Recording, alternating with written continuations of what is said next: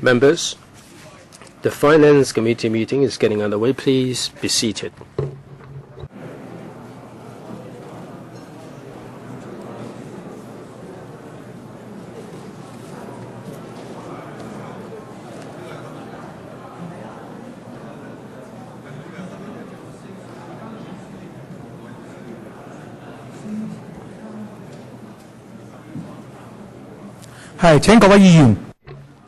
Will members please be seated?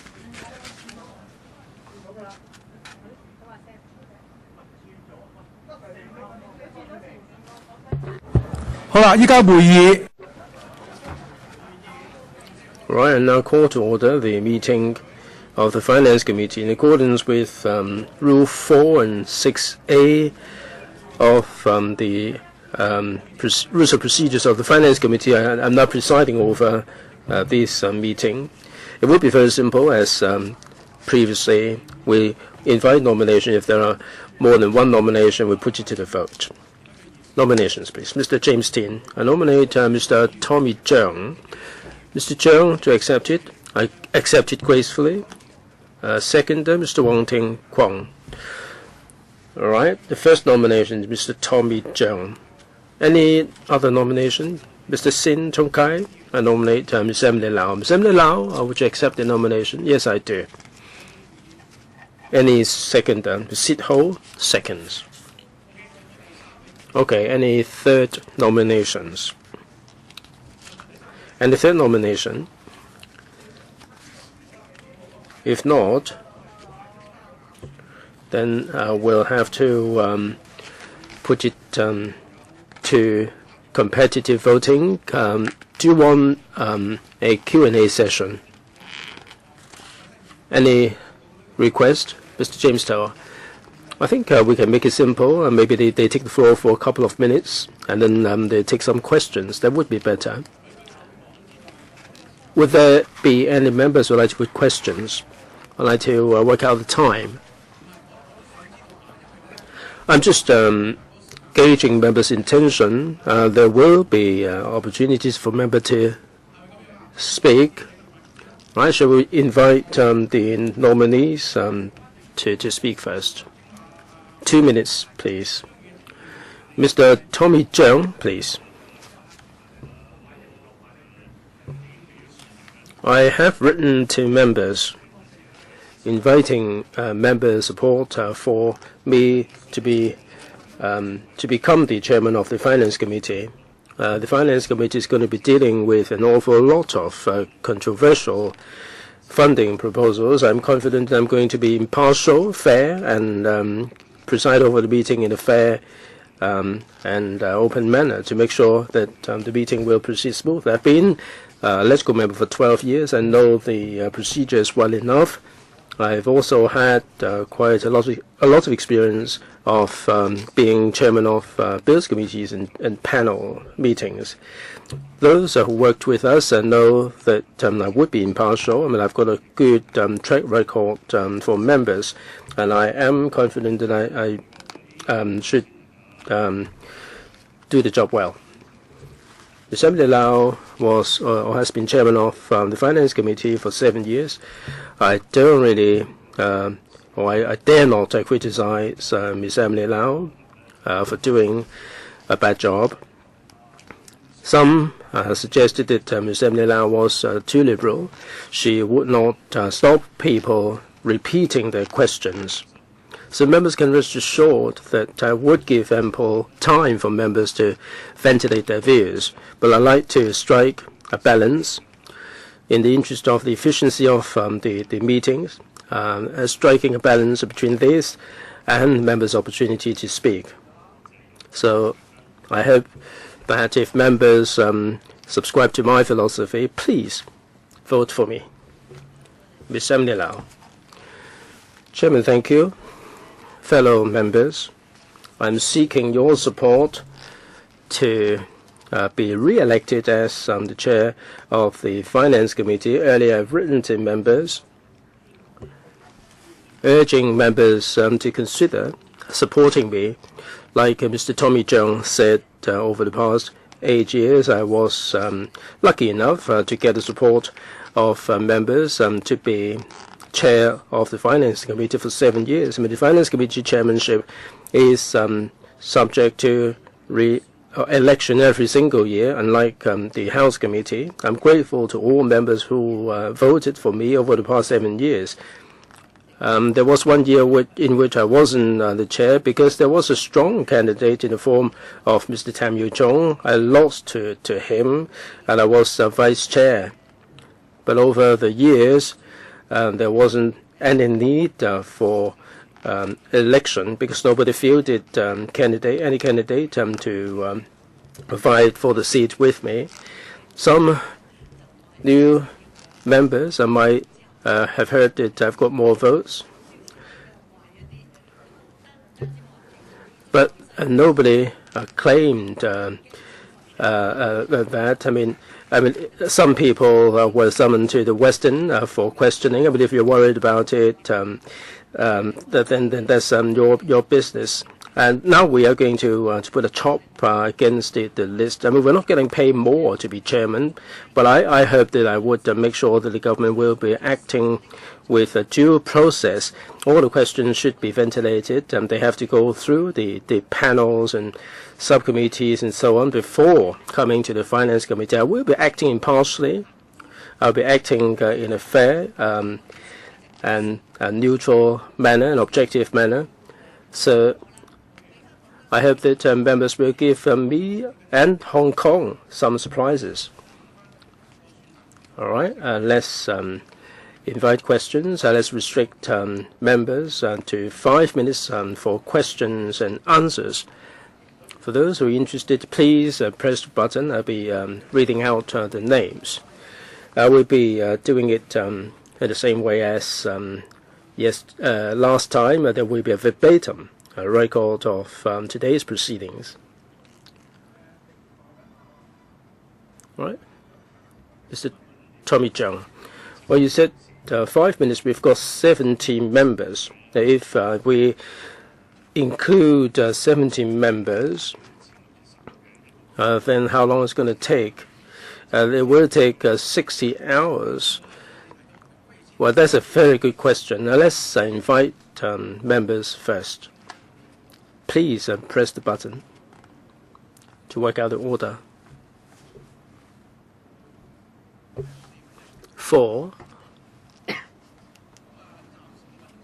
5 minutes for the time being. If there are more members, then I'll be restricting the time more. Ms. Sitho, Chairman, thank you.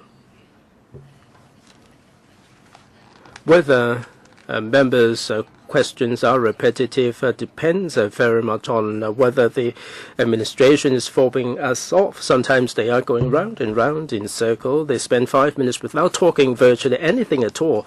So I put a question to the candidates before, Ms. Emily Lau and Mr. Tommy Cheung. If you are elected as chairman of the Finance Committee, will you be directing the officials to answer our questions direct instead of fobbing us off? Now, you may let us put questions 10 times. I mean, we still want to have a go for the 11th time. Mr. Tommy Cheung, lady first. Chairman, thank you. It would be difficult for us to direct the officials as to how the questions should be addressed. Of course, we can remind them of that, but if they try to prevaricate, we cannot dictate that they address the question in a particular way. I'm sure Ms. Ho would be aware of that. We do normally remind the officials. It would save us time if they give us direct answer, but they may have their own difficulties and try not to give us a direct reply. I'm sure the officials are listening in. They should answer the questions direct, not just the Finance Committee, but also elsewhere. Tommy Cheung? Well, with regard to Ms. Sitho's question, I'm sure whoever is the chairman of the Finance Committee will be very difficult to resolve this. Now, all the members have been fobbed off with non-answers, and they're not giving direct replies. The chairman, the president, the chairman of the Finance Committee would find it very difficult to dictate that the officials give a direct answer. They may have given us a reply, but I mean, it is not to the satisfaction of members. They're not hearing the replies that they desire to hear. I think it is open to interpretation. If you vote for me, it would be a bit of a tall order for me to dictate the officials to give the answer that you desire. Ms. Ho. Well, if they are fobbing us off, we'll have to put the questions over and over again. So the two candidates, if this situation arises, would you say that you've already asked the question, you're not supposed to ask the question again? Ms. Emily Lau. Well, if the official is not addressing the question, then of course the member would like to follow up. And I would ask the officials to give a direct reply. I wouldn't say that since you've put a question, you should not have another go. I'm sure that Mr. Tommy Chung would not be acting like this. We will be given 5 minutes for question and answer. Many years ago, this is a terrific idea proposed by Mr. James Tin so many years ago. I mean, even if you let them have another go, it's only 5 minutes. But I think that we should ask the officials to answer the questions. Mr. Tommy Chung, as chairman of the panel, I would ask I would tell the officials to answer the question, or ask them whether they are prepared to answer the question instead of wasting time. I did do that before. In my panel that I chaired, if the officials are fobbing us off, we don't really want to see any time wasted. But it would be difficult to twist the arm of the administration and give the reply that you desire. Mr. Sin Chung Kai. You're not coming through. Yes, please. When attending the finance, the Democratic Party's internal meetings, she would stay away from the internal discussion when we discussed finance committee issues. Now, this is not a question for Ms. Emily Lau, because she's got the track record there. I mean, she can also say whether she would be prepared to do it in future. Mr. Tommy Chung, when the Liberal Party discusses finance committee issues, will you be talking about this with the administration? Mr. Tommy Chung, well, Ms. Emily Lau has been the chairman of the Finance Committee for so long. I think this is a good practice, and I am prepared to adopt it. Now, you talked about the firewall. This is the very first time I've heard of it. I'm not a member of the Democratic Party. I'm not privy to that. Now, for the Liberal Party, I wouldn't say that I would stay away altogether. Now, when it comes to the Finance Committee issues, but I certainly would consider it. But as chairman of the Finance Committee, I am here to preside over the meeting. So I'm sure that with regard to the position of the Liberal Party, there would be members who would be taking up the case, and not me. I'll be presiding over the meeting. I don't have to vote. Now, whether I'm going to vote or not, I won't vote. I think it is more important to preside over the meeting. Chairman, I'd also like to say a few words as suggested by Mr. Sin. All along as chair of the Finance Committee, I found it very important for the chair to be independent, objective, and impartial. And these must be seen to be done. When I was presiding over the meeting in the conference room, in this conference room, or in our party's meeting. So as mentioned by Mr. Sin just now, when our party talked about the relevant matters, I would stay away from the meeting, because very often they would talk about the party's strategy and so on, and I would refrain from the discussion, because I would give people an impression that I'm not being independent, because I will offer comments and so on. Well, I probably won't say make a move after they return, but I hope that in this Finance Committee's meeting and other meetings, I hope that members will also accept this philosophy of presiding over a meeting in an independent, objective, and impartial manner. And if I have your support, I will continue to abide by the existing practice. I will only discuss with the Secretariat, but not with my party members. Mr. Lee Chun-yan. Well, just now, Chairman asked Mr. Tommy Cheung asked how many members will be asking questions. It seems that we're in a hurry to finish off the meeting, and I am worried that whether if he's elected chairman, he will be hurried off to finish, be in a hurry to finish off the meeting. I'm talking about Mr. Tommy Cheung, not you, Chairman. So coming back to my question. Well, Mr. Tommy Cheung just now said that in terms of the efficiency of the meeting and the time allowed for members to speak, he will try to strike a balance. Now, what it means, I think that is that it is important to allow room for members to express their views. They should be allowed to ask questions freely. So I'd like to ask Ms. Emily Lau and Mr. Tommy Cheung, during the last session there was the XRL funding proposal and also the government reorganization proposal. Many questions had to be asked. And Mr. Tommy Cheung, if you were required to preside over the meeting for days, would you give room for members to ask questions? During the government reorganization proposal, do you have any comments on Ms. Emily Lau's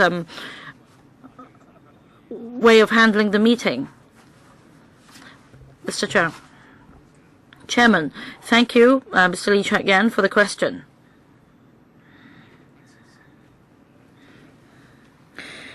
Well, if you talk about hypothetical questions, if you talk about the XRL issue and also the government reorganization proposal that happened in the past, I believe members had different views. Now, when it came to filibustering, we felt that time had not been used efficiently.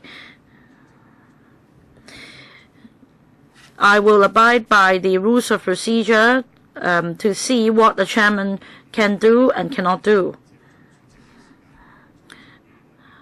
I also referred to Ms. Emily Lau's practice over the past years as chair of the Finance Committee.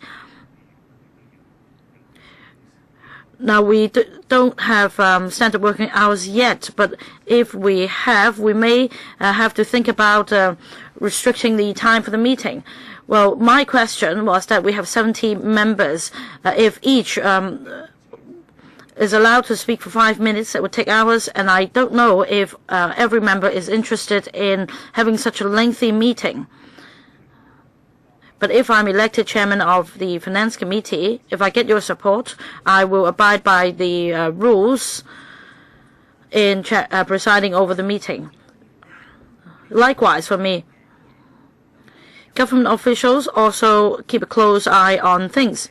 If I step out of the line as chair, the government officials will also speak up. Say, if there's any criticism towards me, they will speak up, because the government official submits a paper, it's the administration's paper. So all along I have followed the rules. Well, some members made ad hoc suggestions, and immediately we consulted the electoral secretariat and a legal advisor.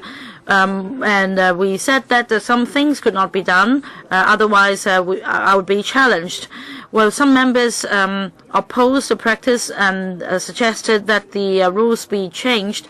Well, I also hope that the members could abide by the rules, because if you do not abide by the rules, you must explain. Mr. Tommy Cheung has not answered my question. This is not a hypothetical question. The XRL, the government reorganization proposals, these indeed happened. And I now give you time to comment on Ms. Emily Lau's way of presiding over the meeting. Of course, much time was spent. Mr. Zhang, Chairman, simply put, at that time, many members felt that in terms of the way of handling these issues, Ms. Emily Lau had been quite liberal.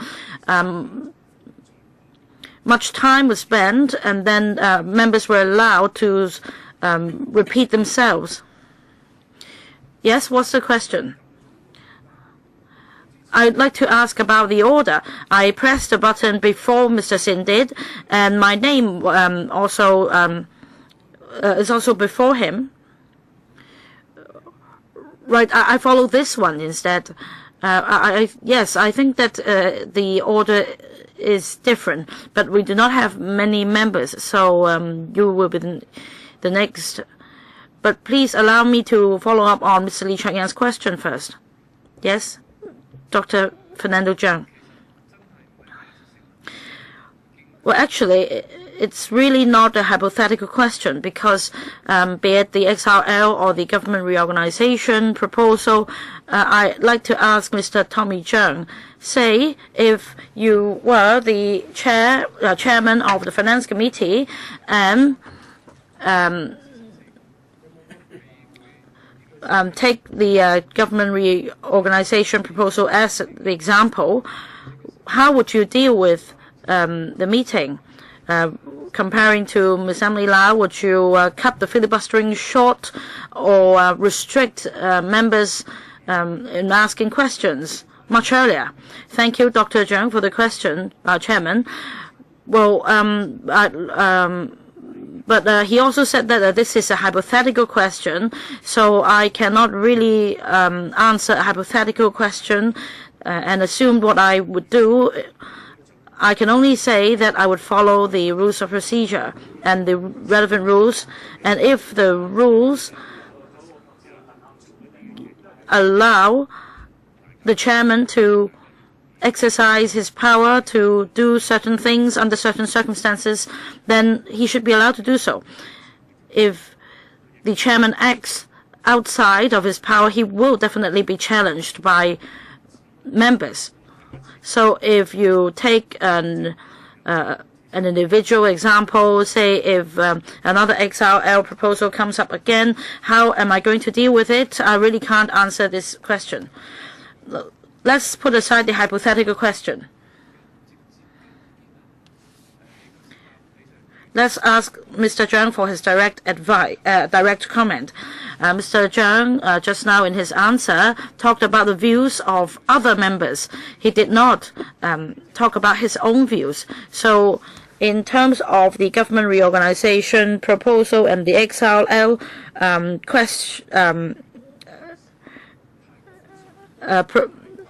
funding proposal, when Ms. Emily Lau was the chair, do you think that Ms. Lau was being too liberal or too strict?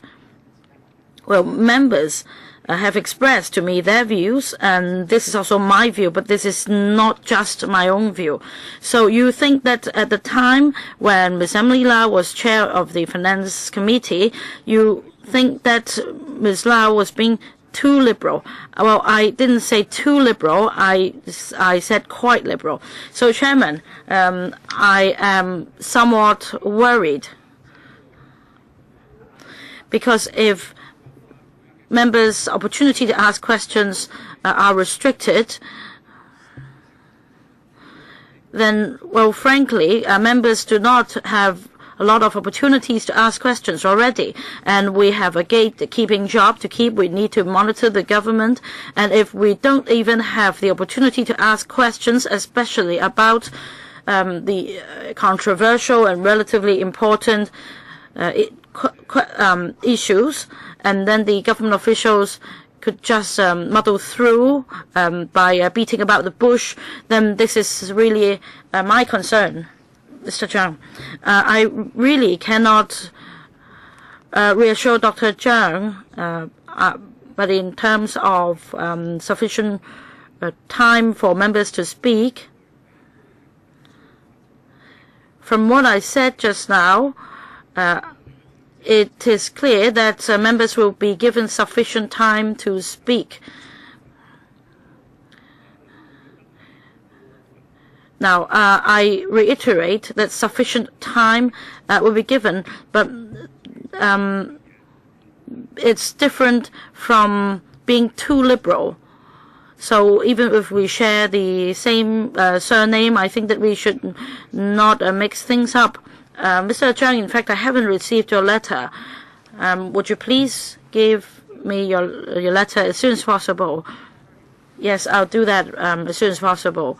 Dr. Kwok, Chairman, well, on hearing these remarks, I'm even more worried. Now, I wanted to hear that our right to speak will be safeguarded, but then all I heard about was filibustering and so on, and we know that there are 43 pro-establishment members versus 27 pro-democratic, pan-democratic members. So I really don't understand the logic. You talked about safeguarding members' right to ask questions and speak. But as pointed out by Mr. Lee Chun-yan, you had shown concern when more members would like to ask questions.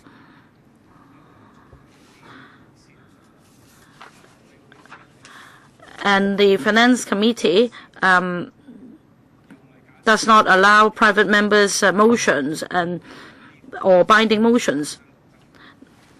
Now, the proposal concerning the old age living allowance would be submitted on the 26th for our discussion. And this is a very important proposal. And members, even the public, do not have sufficient information about this proposal. So, the administration is asking for a special FC meeting on the 26th regarding this proposal, and we're not talking just about the OALA, we're talking about retirement protection actually in future. This is a very important issue. So how are you going to handle the issue, Ms. Emily Lau? Well, all along I've said that the administration has to abide by the rules of LegCo. So if there is an FC paper to be submitted, the paper should be submitted to the relevant panels first. And Mr. Matthew Cheung already said that the paper will be submitted to the Welfare Services panel, where a meeting will be held as soon as possible. I don't know whether a meeting could be held as soon as possible. As members might be aware, just now downstairs, some organizations and groups and deputations already expressed their wish to make submission. And it seems that the administration has set down all the dates. And he also said that if the approval was not given in time, then the public will receive less money. Well, let's not talk about this issue. But the thing is, the administration should respect the council and give us enough time to deliberate on the issue. Because it's really resentful for the administration to say that if approval is not given, then some consequence will have to be borne. So the paper should be submitted to the panel before coming to the FC. Mr. Tommy Chang. Just now, I asked the chairman whether each member would be given 5 minutes. Well, actually, I just want to make clear that we have 70 members, and if each is allowed 5 minutes, then the meeting will go on for 6 or 7 hours. So please refrain from the comment that I am not happy if more members speak. I'm just stating the fact. I'm just stating the fact that if each member is given 5 minutes, the meeting will be lengthy. It's not the case that I don't wish more members to speak. If you if you're being cautious, if you have concern, then this is your freedom. I try to persuade you. Well, I heard that there would be a finance committee to be scheduled on the 19th. I do have doubts of whether this can happen. And there will be no meeting on the 19th. As for the 26th, whether we are able to do it, they are just notifying us. If we cannot schedule this on that day, then that's quite another matter. We have to put it back further. Mr. Leung Kwok-hong. Chairman. Well, whoever is the chairman is a foregone conclusion. If you look at these 4 blocks of people, half of us are from the functional constituencies. At least your constituency is 40%. I heard from Miss Emily Lau, that if there is any delay, the administration would say that they would get less. There is a retrospective effect. We can start counting from the double tenth. It's just like the civil servants pay rise, and they get a retrospective payment. What are you talking about? I think you're insulting our intelligence here. What are we sitting here for? Some are glancing at their watches, some are dozing off. I think that the Finance Committee and the House Committee should be held in the evening of Wednesday or over the weekend. And Mr. Lau Wong-fat is smiling. I mean, if he is denied the opportunity to pose with the horses, I think I should make a very good candidate. I don't have any particular party, but I'm going to be very impartial. If I make the sacrifice, you're not prepared to accept it. I've got nothing much to say here. Filibustering occurs because of the government's draconian policies. We do have the responsibilities. If you are concerned about the length of the meeting, don't come here. I mean, if the kitchen is too hot for you, you go into the air-conditioned room. Now, many said that we are relieving the plight of the poor. My position is very clear. If we do not rely on the public, it will be very difficult to pit our wit against them. 90,000 people are against the national education. The Article 23, they said it is a constitutional duty. 500,000 people took to the street, and Mr. James Dean had a good deed, and then the whole thing fell by the wayside. I can tell Mr. C.Y. Leung that it's no good for him to rely on the rubber stamps. The confrontation here will not end. I told Donald Tsang that in the absence of any universal pension scheme, he should be pelted with eggs. This is not a council for people to have a good time. If we cannot get what we are supposed to do, then there will not be peace here. If there is Article 23, there will not be peace here. If there is no universal pension scheme or universal suffrage, there will not be peace here. I don't care whether it is the Finance Committee or the House Committee, and this is the reality that we have to contend with. I don't care who the chairman is. Ms. Emily Lau talked about the Deputy Secretary. Now that's the lady who shielded Donald Tsang. And I was accused of using foul language. I don't care who the chairman is, what you owe the people of Hong Kong, what you owe the people of Hong Kong, the kind of welfare that other people enjoy in other jurisdictions. If Hong Kong people are denied that, there will not be any peace in this committee or any other committee. We're here to make sure that there is no peace here. We will tell people that here we do need to appeal to the conscience of the members. It's only by appealing to the conscience that we can make a difference to the situation. Now we have the flour, we have the egg. We cannot turn this into bread unless we make the effort, unless we have the fire. We will engage in confrontation here. Mr. James Toh. Chairman, I didn't hear it direct. I stand to be corrected. There was a program, RTHK program, in which Mr. Tommy Cheung was interviewed, and I quote, he said he didn't expect to be the chairman of the Finance Committee, but this is the decision of the party. I would respect the party's decision. Now, I'd like to put this to Mr. Cheung.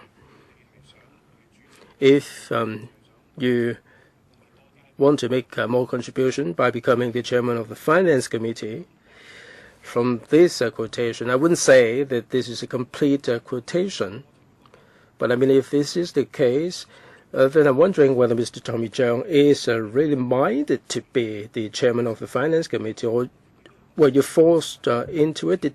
Did you have your arms twisted? Was it the Communist Party, or was it the Liberal Party that made you the chairman of the Finance Committee? And Mr. Cheung is actively lobbying for support for this position. Now, if a member wishes to become the chairman of the Finance Committee, then it's only right and proper, because you can make contribution. But I mean, if you are forced into it, I am wondering whether you will be under tremendous pressure. The Liberal Party or the Communist Party might direct you to guillotine a filibuster, and your consideration may not be with Hong Kong. I mean, the activists outside may be getting out of hand, and you may be tempted to pass a certain proposal to get the issue out of the way. I mean, if a member doesn't have his own free will, then it may not be a good idea. Perhaps Mr. Tommy Cheung might wish to elaborate on this. Mr. Cheung. Chairman, thank you. Thank you very much, Mr. Toh, for the question. I belong to one party, Liberal Party. I am not a member of the Communist Party. I'm not qualified to become a member of the Communist Party. You heard the RTHK program. I think you quoted correctly what I said, but I think you have to look at the quotation in perspective. In the whole interview, I said that I didn't expect to be the chairman of the Finance Committee. It was the Liberal Party who made the suggestion. And then I got the support from my colleagues. I am more qualified to be the chairman of the Finance Committee than Ms. Emily Lau. So with this encouragement, I'm trying to seek the election. Now, you talked about me caving into pressure. I mean, we've been here for more than 10 years. You know who I am. You know what I'm standing for. You gave me a lot of pressure. Mr. Chun-yan brought pressure to bear on me. But you know what I'm standing for. And I'm sure that I will be able to face up to the pressure. Mr. Chen Kam-lam. Chairman, this Q&A session, how long are we here for? Well, appearing at the list, there are 6, yourself included. So you will invite more, will you? Well, I'm trying to look at the time. We didn't say how long we're here for at the very beginning. So I hope, Mr. Chairman, you would have some time limit We may be here till 4, till 5. Indeed, we have 70 members here. If everybody is putting questions, then it would take a pretty long time. So I think we have to be efficient in this meeting. In previous Finance Committee meetings, people criticized the chairman for not criticized the meetings for being not efficient. Right? If there are not that many members, we restrict members to 5 minutes. We have Alan Leung and Mr. Albert Chan. I haven't quite finished, Chairman. I think you are wasting my time. Aren't you asking me to resolve the issue? Well, you have to resolve this. Well, I'm asking how many members would like to speak. Well, I haven't quite finished, Chairman. Over the past year, when presiding over the meetings, Ms. Emily Lau was criticized for being inefficient. Under the rules of procedures for the Finance Committee, there are 2 subcommittees, and they are responsible for establishment and public works. Normally, the papers endorsed by the subcommittees will not be discussed in detail. So under the rules of procedure, this is sufficiently clear. As for papers not previously discussed by the 2 subcommittees, they would have been discussed by the relevant panels. So when a paper is discussed at the Finance Committee, we should stick to the previous practice. That the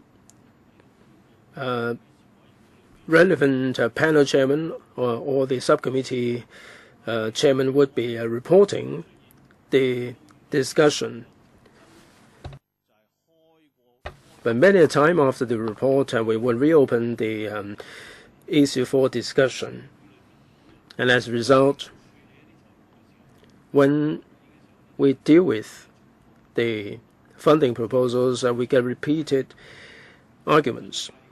So I hope that the new chairman of the Finance Committee in this new term will abide by the rules of procedure scrupulously, because otherwise the proposals at the Finance Committee will not get done for couple of meetings. Of course, members might have views regarding the papers, that there should be sufficient time given to members to air their views. But I think we have to abide by the rules of procedure. If we do not act in accordance with the rules, then there will be all manner of problems. So whoever ends up being the chairman, I think he or she should abide by the rules of procedure scrupulously, because otherwise the House Committee, or indeed the Finance Committee, will be inordinately long without any fruitful outcome. So I hope that the candidates will address this particular issue. I'll give you 20 seconds more. Might have wasted your time, Mr. Tommy Cheung. Your response? Well, I heard Mr. Chen Kam-lam's comments. And if I'm elected chairman of the Finance Committee, I will give members sufficient time to speak, but I do not want to see members to repeat themselves. So just wait and see how I will conduct the meeting as chairman. Ms. Emily Lau, just now Mr. Chan missed out something. He talked about the deliberation at the panel meetings and the report at the committee. If the proposal is endorsed at the panel meeting, if it's endorsed without any problems, then there won't be any further deliberation at the FC, nor will any government official attend the meeting. But it's clearly set out in the procedure. that no voting will take place. The item will be taken out from the paper when it's submitted to the FC if the item is in issue. I just want to remind Mr. Chen that this is our procedure. All right, your time is up. Just give a very brief reply. You'll be given an opportunity to answer if you have time left. So let's see how many members would like to ask questions, and I'll draw a line here. Those in the queue, Dr. Helena Wong, Mr. Leung Yu-chung, Mr. Wu Shi-wai, Mr. Jeffrey Lam, Dr. Lam Tai-fai, Mr. Alan Leung, and Mr. Albert Chen. Any other members? If not, I'll draw a line here. No more questions? And then each will be given 5 minutes. Dr. Helena Wong. Well, just now, Mr. Tommy Zhang spoke, and some other pro-establishment members spoke as well. It seems to me that there is only one platform, and that is we must save time, we must hurry things through, we must not waste time. So if Mr. Tommy Zhang, you are elected chairman, as you said just now, you will give members sufficient time to speak at the FC meeting, but you oppose any excessive time allowed for members. But we don't know what you mean by sufficient or excessive. Will it be the case that you think that the excessive time has been given such that in fact the member has not been given sufficient time to speak? In fact, as chairman of the Finance Committee, what is the rule of thumb? Is it just about efficiency and time?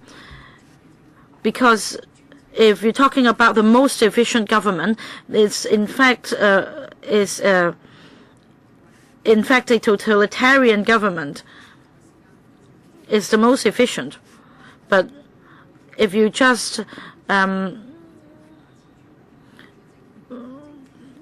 attach importance to efficiency and time, we're going to sacrifice a lot of other things. We're already in the minority. Why are you still fighting for this post? You already have all the say in the council. In terms of how the government spends public money, we need to be careful. We must not hurry things through. Even if things are a bit slow, we're just being responsible. We're counting to the public. We're fulfilling responsibility as members. So, Mr. Tommy Zhang, you have to be careful. If you are elected chairman, you have to respect members' responsibility in monitoring the government's use of public money. Mr. Zhang, well, I don't want to repeat. Now, being too liberal, repetitions, and giving sufficient time to members to deliberate on an issue, all these are different things. Ms. Emily Lau, anything to supplement? No? Mr. Leung Yu-chung. Well, let's bear in mind that we have over 10 panels, and members cannot take part in each and every panel. So not every member can sit on all panels at all the time to listen to all the deliberations. So at the FC meeting, members should be given sufficient time to express their views. This is the spirit and the purpose of FC meetings. If you say, well, the matter has been discussed at the panel, so we can save the argument here, and if you adopt this logic, well, we have 70 members here. If each is given 5 minutes, how long will this meeting last? This will exert pressure on the chairman. Well, just like what happened just now, chairman had to ask how many members would like to speak, and they would be asked to raise their hands, and time would be limited. So I am really concerned about what you think is sufficient time. we have 70 members want to speak, so what is meant by sufficient? And also, what role should be played by the chairman? I think that he should be the gatekeeper. The administration might make a proposal and then ask the committee to give support, but can we just allow the administration to do so? For example, the proposal will be tabled on the 26th, but there has never been any full discussion on the old age living allowance. And there hasn't been any discussion at the panels. And then we are asked to hold a special meeting. This is a very important livelihood issue for the elderly, and the administration is forcing us to become a rubber stamp to, in order to approve the proposal in a short period of time. So must the chairman pay heed and agree to hold the meeting on the 26th? What's the urgency? We just do whatever the administration asks us to do. Is it what the chairman of the Finance Committee should do? I'd like the two candidates to answer my question. Assembly Lau. I've already answered. I think that the administration's way of handling this matter is very bad because if after going through all the procedures, it would take us to March or April. Well, so he's asking the Finance Committee to endorse the proposal, but in fact it's just arbitrary. He is just giving electrical pressure. This 26th is not a magic number. So I hope the administration could take note of this and withdraw their request.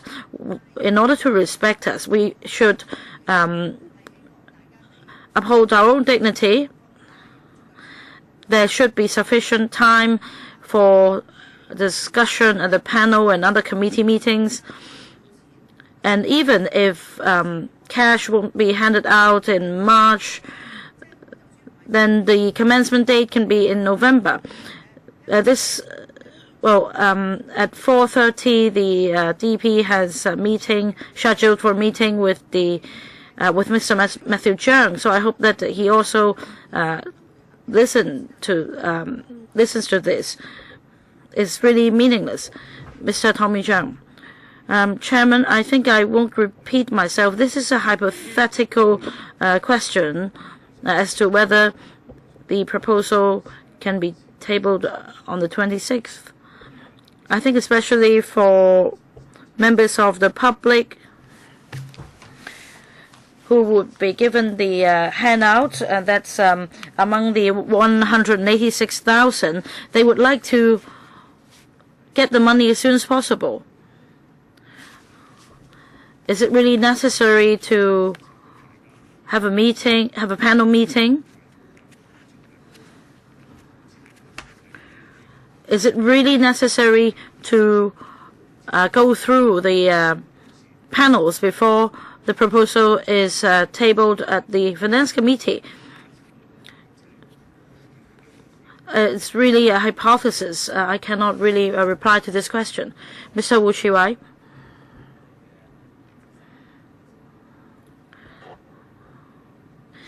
Now, I've heard senior members saying that the council or the committee meetings are not efficient. But the problem is that the government officials are beating about the bush.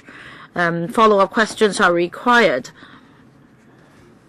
in order to get an answer from them.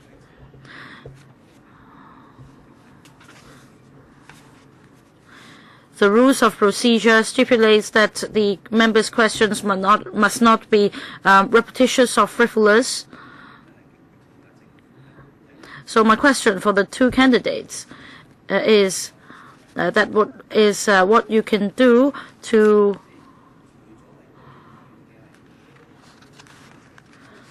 urge the government officials to directly answer the questions.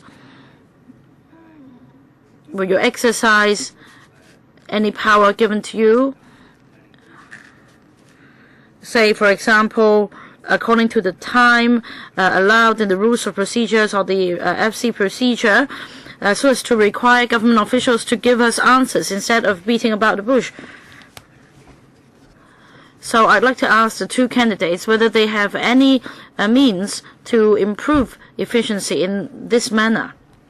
Mr. Tommy Cheung, I think I will invite Mr. Emily Lau to answer the question first. She is experienced. Ms. Emily Lau. Well, I already said just now that we cannot direct a government official to as to how to answer the question, but we can indicate to an official that if you are asked a question once and twice and you still refuse to answer, the question may get shorter, but it's best that you answer the question. Mr. Wu Chi-wai, is difficult. We don't know what the answer will be. It's just like an eel, the official can easily slip away. Mr. Tommy Cheung. Well, my answer is just the same. I can't see any particular way this can be addressed as chairman. We have, judging from our past experience, we haven't been able to compel or direct government officials to answer the questions. We cannot throw them out when we cannot force them. Mr. Jeffrey Lam. Thank you, Chairman. Now, over the past few years, we've seen much delaying tactics in the Finance Committee. Well, some said just now that it seems that the pro-establishment members are in a hurry. But in fact, it's not the case. For some items, it might be approved in, say, just 2 or 3 or just 6 minutes. But it's rather common that we see filibustering for some controversial items. It's really time-consuming. As said just now, normally these items have been discussed at the panels before they're submitted at the Finance Committee. And at the Finance Committee, we discuss about the funding proposals. But in the past, we have seen repetitious discussions at the FC. Well, some members said that no, I did not take part at that panel meeting. But in fact, if you have done your homework, you can retrieve the relevant papers and records which contain the discussion. So I'd like to ask Ms. Emily Lau and Mr. Tommy Cheung, how can you improve the efficiency of the FC meetings? I recall I once asked Ms. Emily Lau during the XRL funding application concerning the location. The question had been asked over 20 times about the co-location. She didn't stop the question. So if this happens again, how would the two of you deal with it? Ms. Emily Lau. Well, Mr. Lam said that the meeting had not been efficient enough. Perhaps this is your view. But over the past 7 years, I have been returned as chair unelected, uncontested. Of course, I welcome challenges. Well, on the point of co-locations, yes, the question was asked many, many times, but then no answer had ever been given. Even as of today, no answer has been given. If the mainland police can come to Hong Kong to enforce the law, then, well, this is my practice. Everything is on the table. Well, if you dislike me, of course, you can vote against me. Some members might not be a member of that panel, and you said that it's, if he just read the papers, then it should be all right. Yes, we also agreed in the past that since some members were not in the panels, they were allowed to ask questions. Thank you, Chairman. Mr. Jeffrey Lam, I hope that Mr. Tommy Cheung will address the question also. Mr. Cheung, Chairman, I just feel that repetitive questions may not yield a reply from the administration, but how should we allow the repetition to go on before we consider it repetitive? I would have regard to the express train or XRL example and the revamp of the government secretariat, and then I consider how I should deal with the matters. Mr. Lam Tai Fai.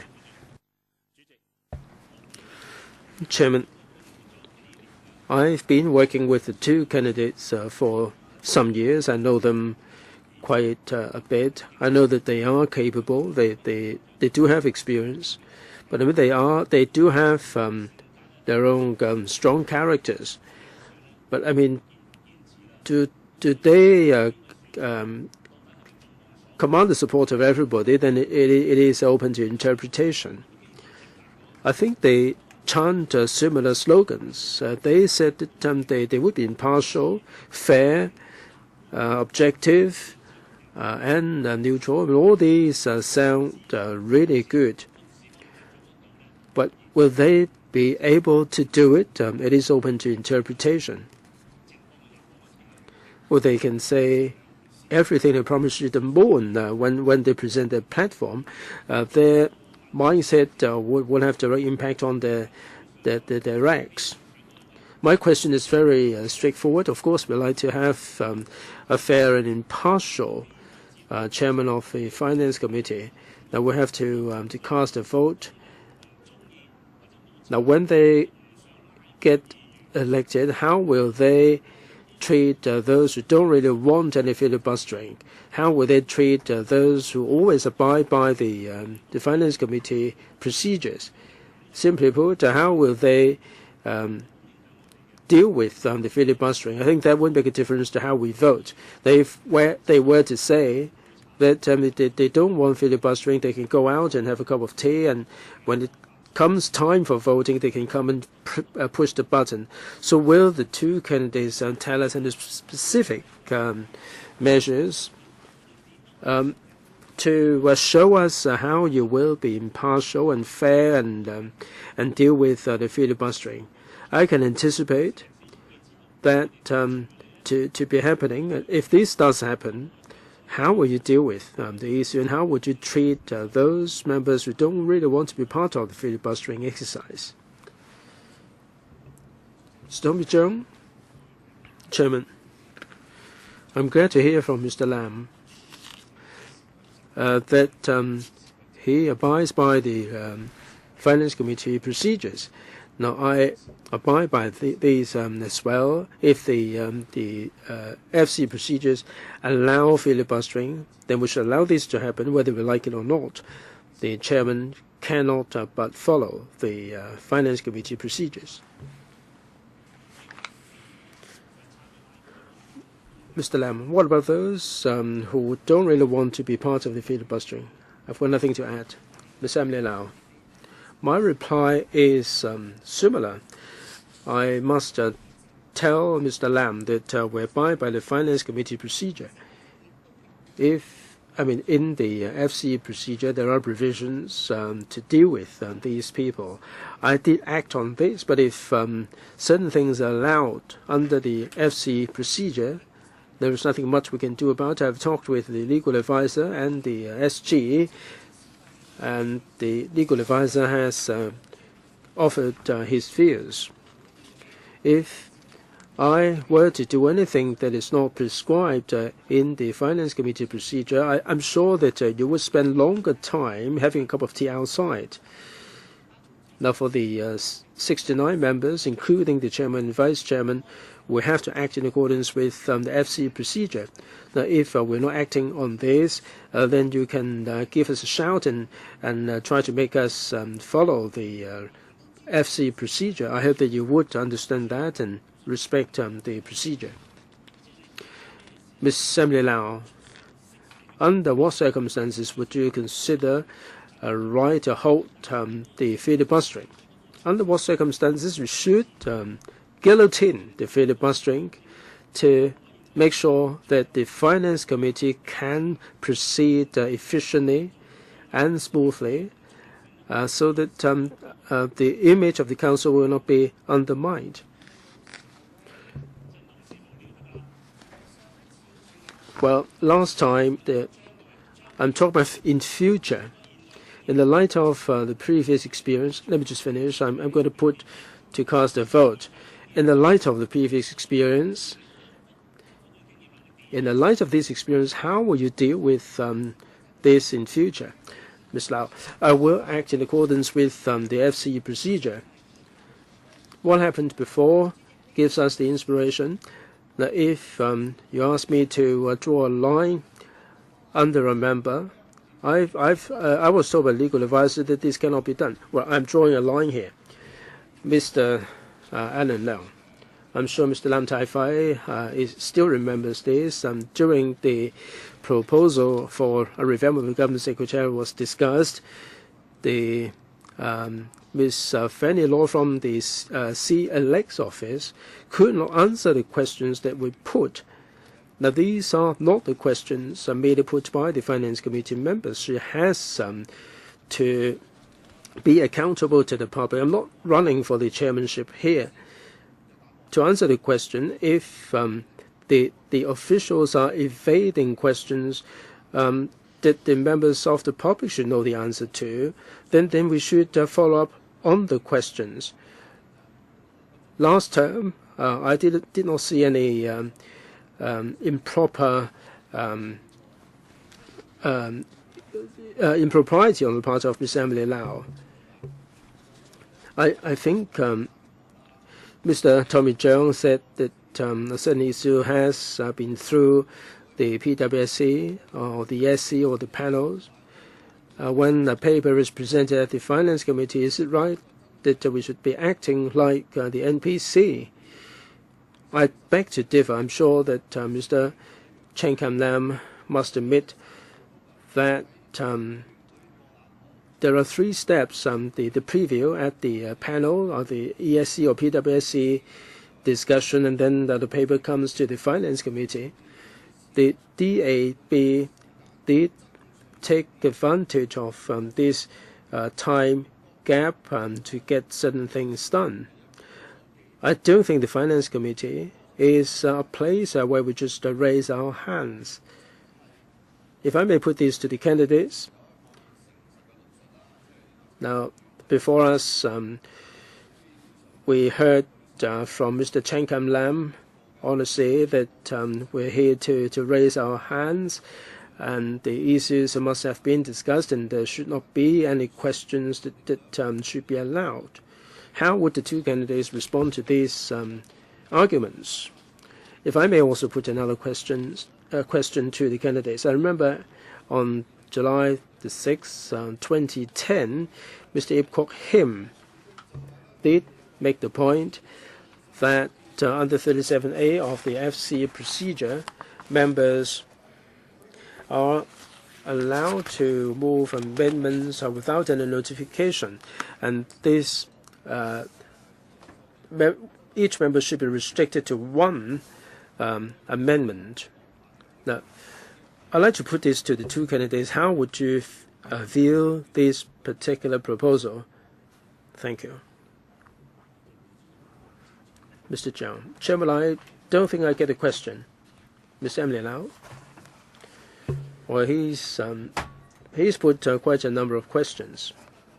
Well, let me say this in simple terms. Mr.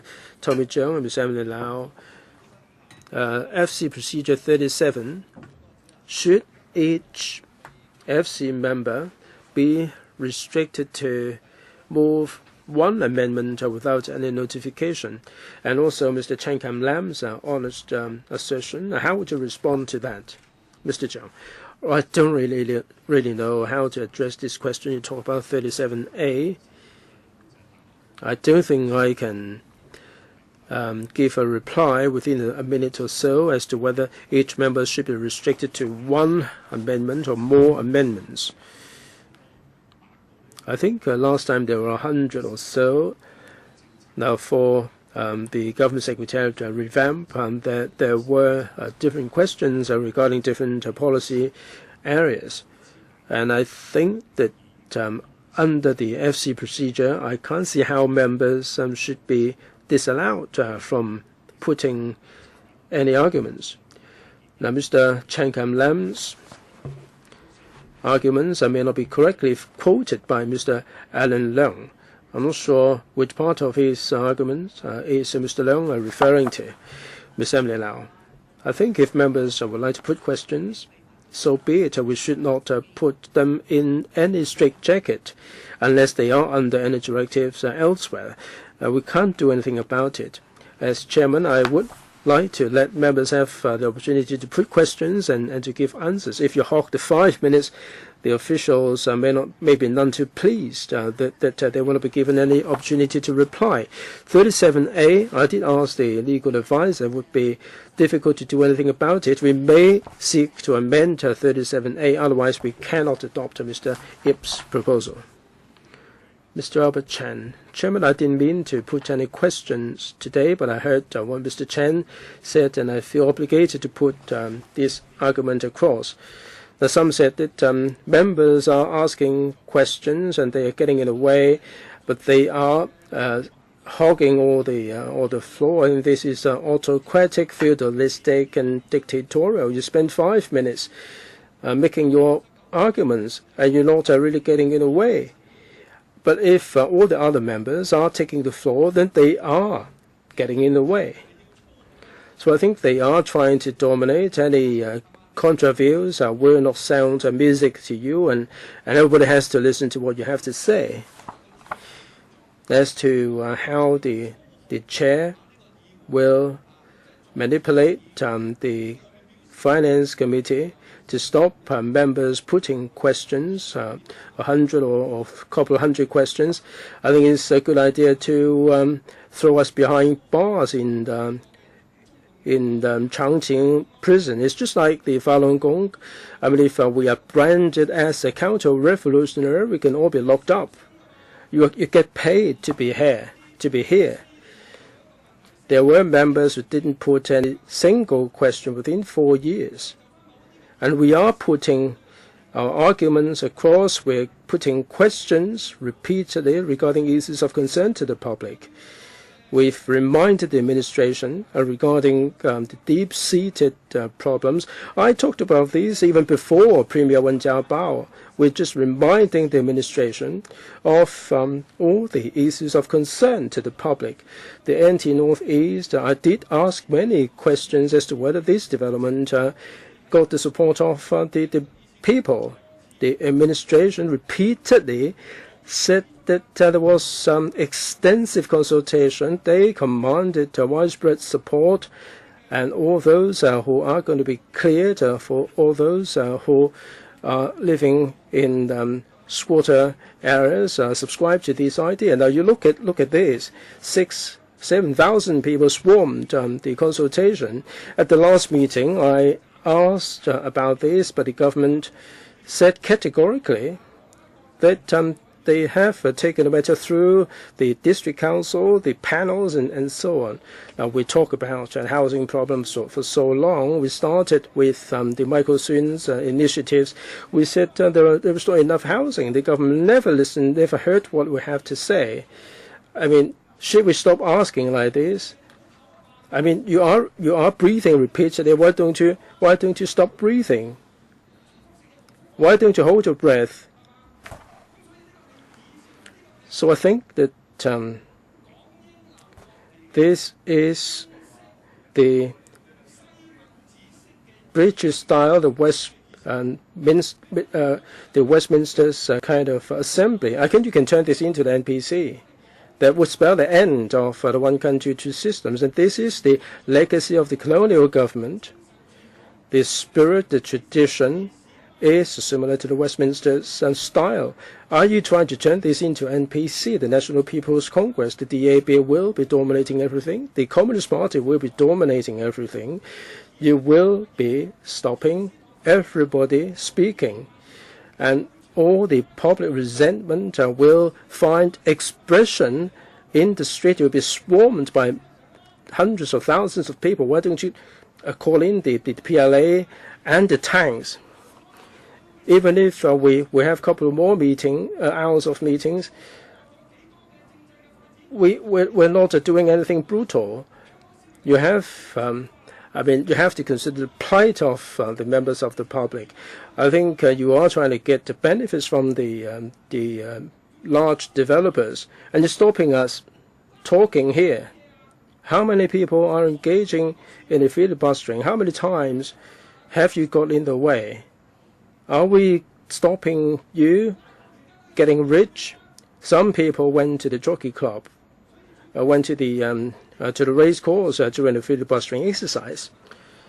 All these go to show how deplorable the situation is. I think you have to read the joint declaration. You have to look at the operation. You have to look at the fine tradition of the Westminster's way of operation. You can turn this into NPC and become the lackey of the Communist Party. All right, fellow members. Just now, I drew a line, and that was because Mr. Chen Kam-lam asked me about the timing for the meeting. And at that time, not many members had indicated the wish to ask questions. There weren't many members, so I drew a line there. It seemed that we had a consensus, but some members were not present at the time. And as chairman of the meeting, I do have the right to set a time limit for members, but I also try my best to allow members ample time to ask questions. Just now, I did ask members. There wasn't any objections when I drew the line. Now, some other members raised their hands, and I also received queries on whether I had the power to draw the line. Now, I don't wish to argue how the meeting should be conducted is a decision of all. So we still have one member who wishes to ask questions. Shall we allow him to ask the question? Dr. Kenneth Chan, do you insist to ask questions? If not, then we will go to proceed with voting, because I've drawn a line and we should come to the voting stage. Will Chairman please make the ruling? Okay, let's have a show of hands if you agree that Dr. Kenneth Chan should be allowed to ask a question. Please raise your hands. All right? Let's decide this together.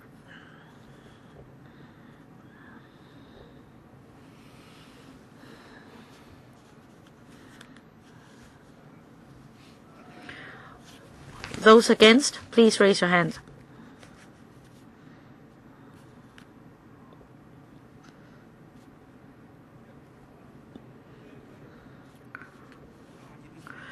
to 17. So he'll be allowed to ask the question. Dr. Kenneth Chan. Thank you, Chairman. And sorry, members, I may need to practice on pressing buttons.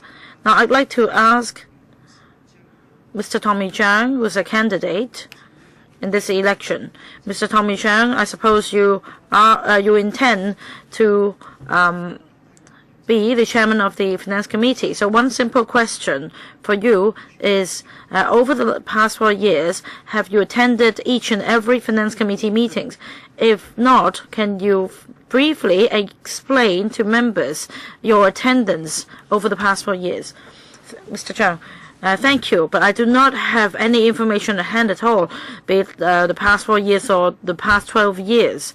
I can only tell you that I definitely had been absent from some of the FC meetings. And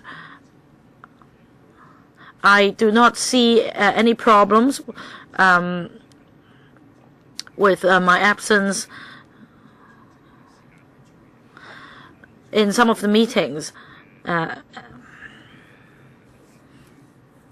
If you look at my attendance in previous council meetings, I think you can see the records. If necessary, I can ask the Secretariat for the records. I don't have information with me right now, so I can't answer your question.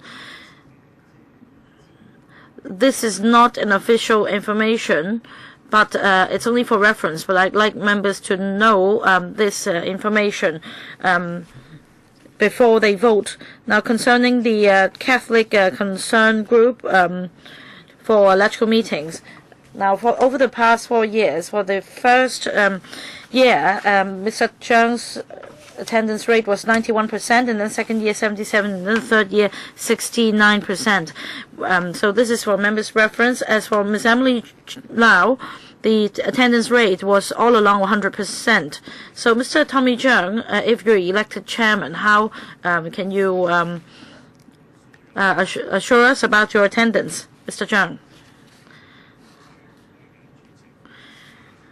Now, in all the previous meetings, in meetings when I presided over as chairman, I believe my attendance had been between 90 to 100%. I've no idea why my attendance rate for FTC meetings had declined. I don't know. But the chairmanship only lasts for 1 year. There'll be another election in the second year. And if my attendance rate continues to drop, then next year you can again throw these figures at me, telling me that how badly I had performed. So I don't know the situation about other members, but comparing to the chair, Ms. Emily Lau, she had 100% attendance rate.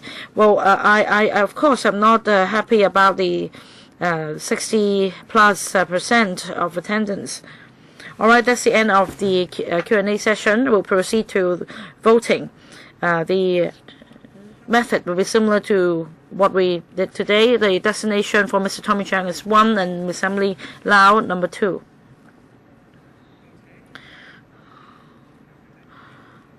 Now, would staff of the electrical secretariat please remind members who have gone out of this room.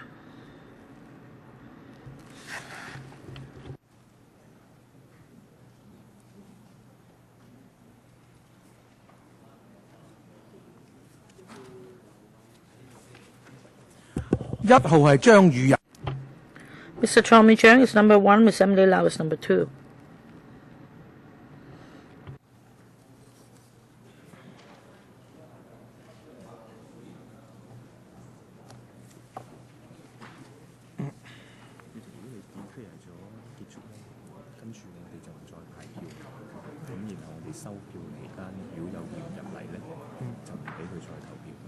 OK，我今朝坐咗喺度。點啊？我哋咩結束啊？係佢結束啊？我哋又宣佈咩啊？宣佈投票程序已經結束，即係冇問題。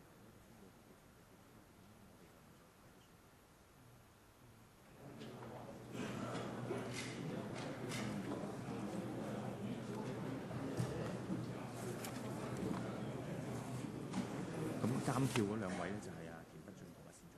OK， 得。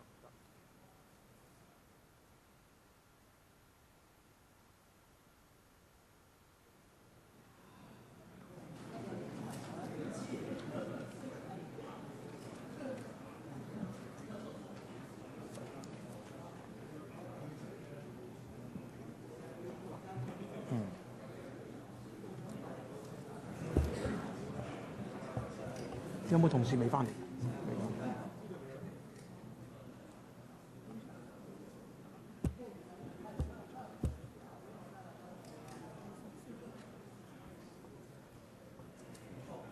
係，大家攞晒票未 ？Right, have all members got the ballot papers?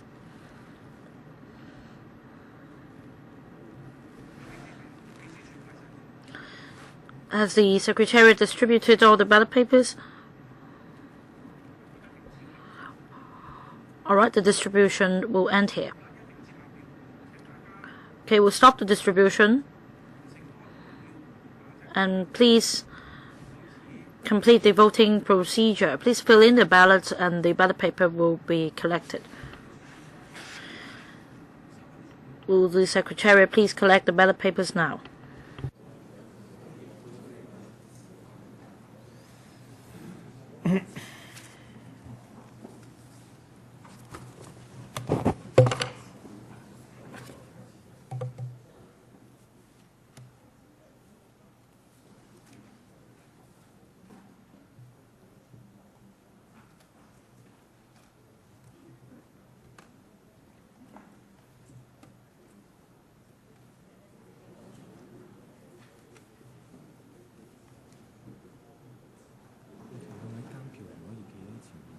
等收翻嚟先，等收翻。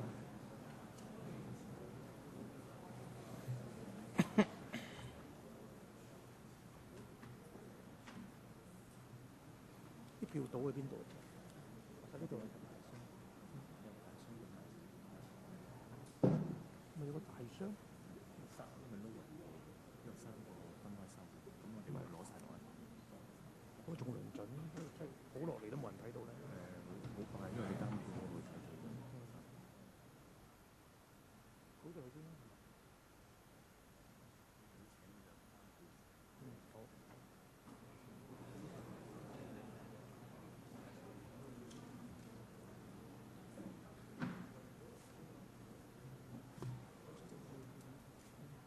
等下先，等佢整佢嚟。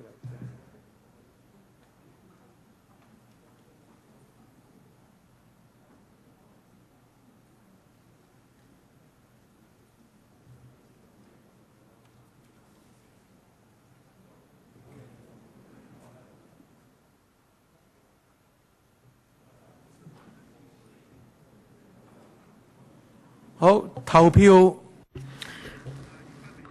All right. Has everyone voted? If so, voting ends now, and Mr. James Tin and Mr. Sin Chung Kai, please come out to monitor the counting of votes. 等我出嚟先到。係會。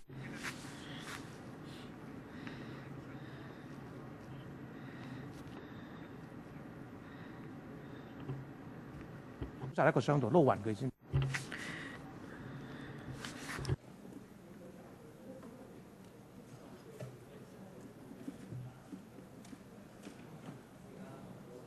OK， 得。仲有咧？仲有。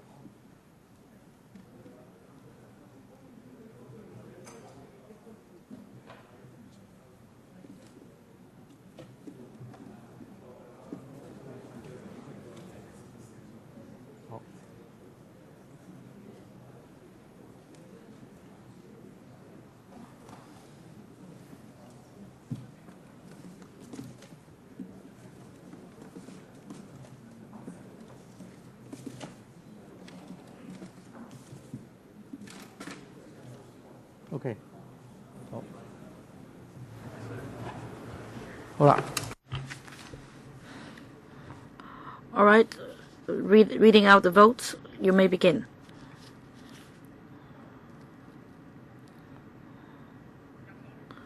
Number 1.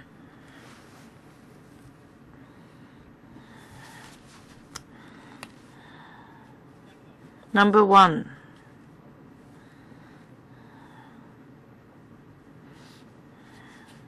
Number 1. Number 1.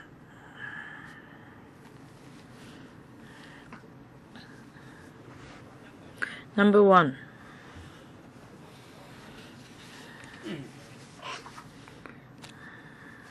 Number 1.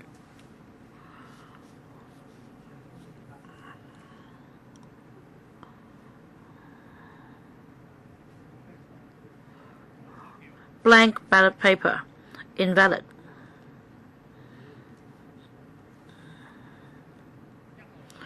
Number 1.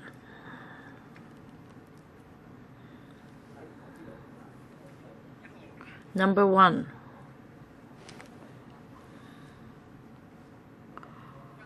Number 1.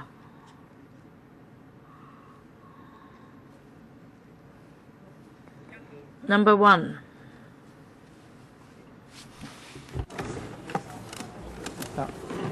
2號 Number 2.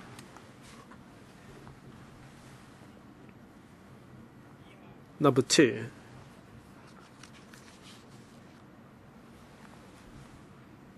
Number 2.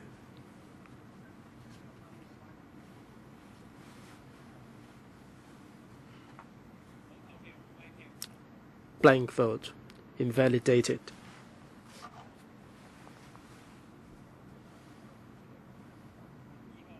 Number 2.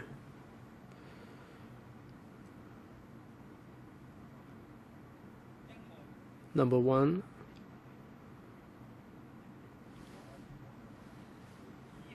Number 2.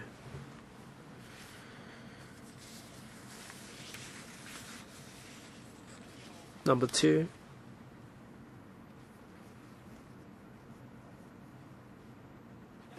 Number 1.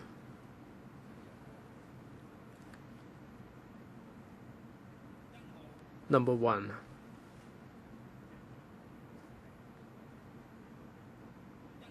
Number 1.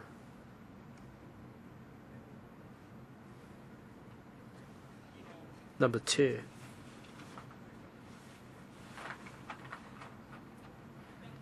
Number 1.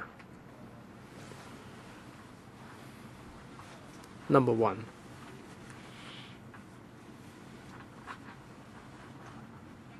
Number 1.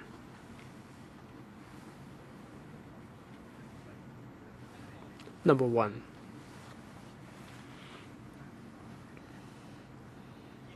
Number 2.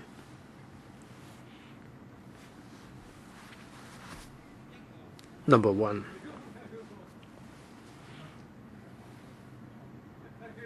Number 2. Number 2.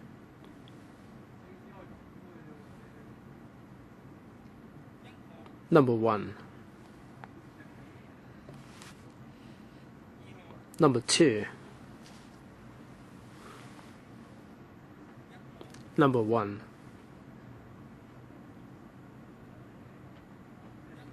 Number 1.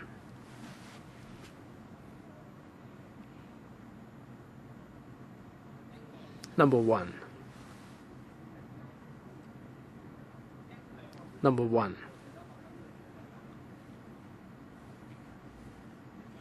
Number 2. Number 2. Number 2.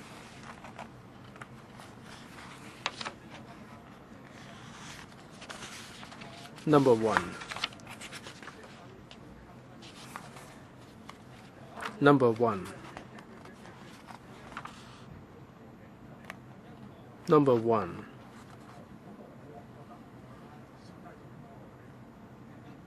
Number 1.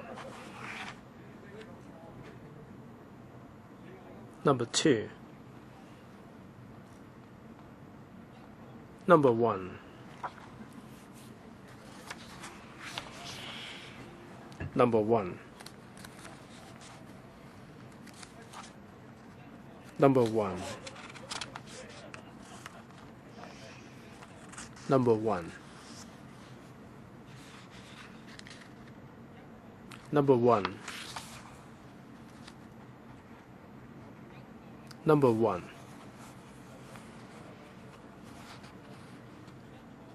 Number 1.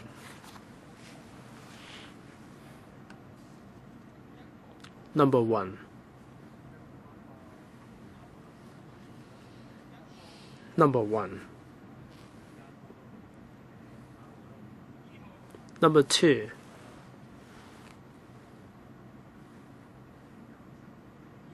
Number 2. Number 2. Number 2.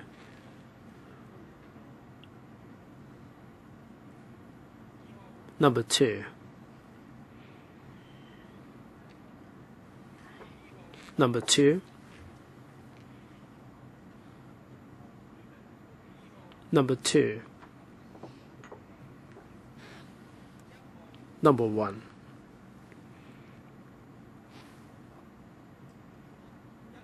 Number 1.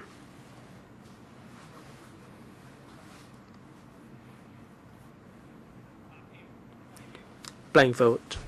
Invalidated.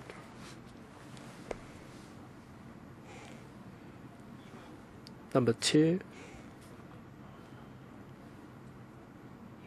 Number 2.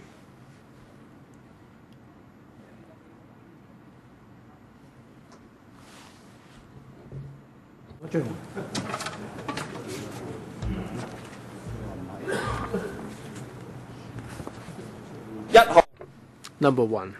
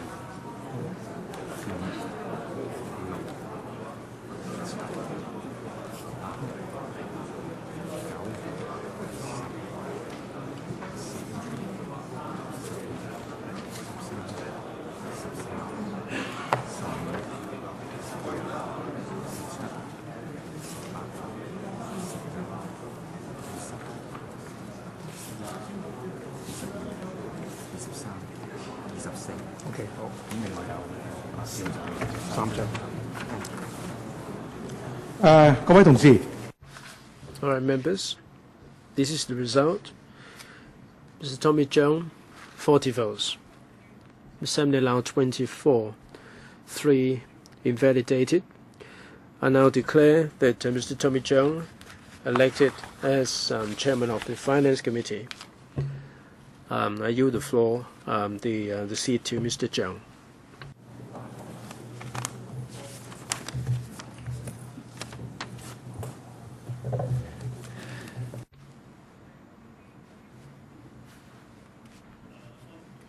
Thank you very much for your support, members. I'll do a good job as chairman. Now we move on to the election of the deputy chairman of the Finance Committee for 2012-2013. We need a valid nomination made verbally and one seconder, subject to the agreement of the nominee. Mr. Sin Chung Kai, I nominate Ms. Emily Lau. Would you accept this? Yes. Any seconder? Ms. Sit Ho. Any other nomination?